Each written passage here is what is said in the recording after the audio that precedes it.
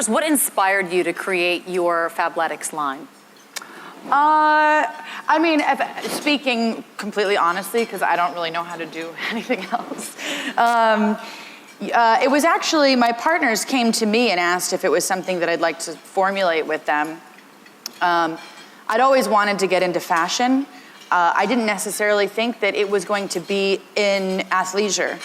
But when they came with me with this opportunity, I sat and I thought about it for a while, and I thought, well, this really represents me, you know, and what I am on a daily basis, and really what my passion is for women, which is sort of, you know, wanting to empower women to set goals and feel good about themselves and get healthy and get fit. And I just jumped on board and we formulated this company. We felt there was a hole in the market for affordable athletic wear that was really cute.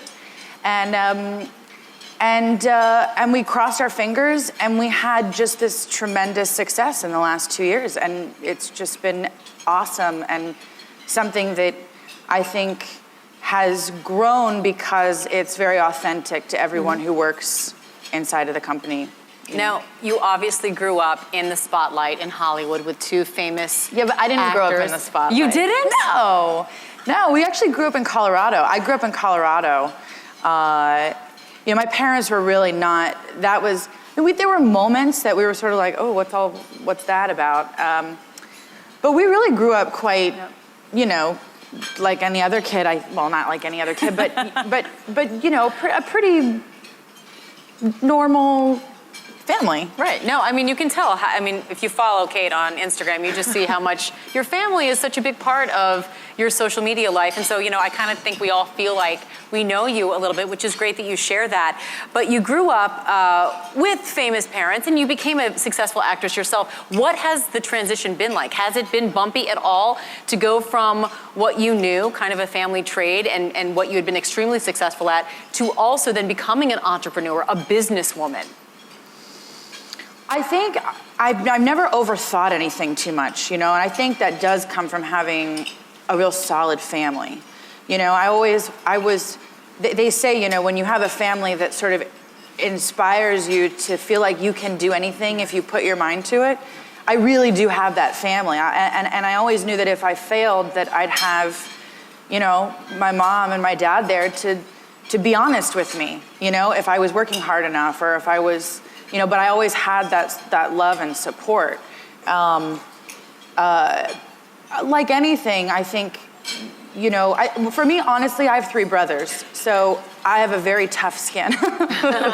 You know, I think that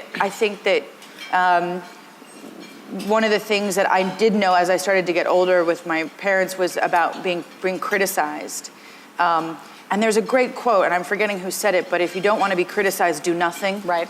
And so I think you just sort of, you can't help but let sort of, as you gain success in anything, I think, especially in Hollywood, you know, everybody wants to build you up to tear you down.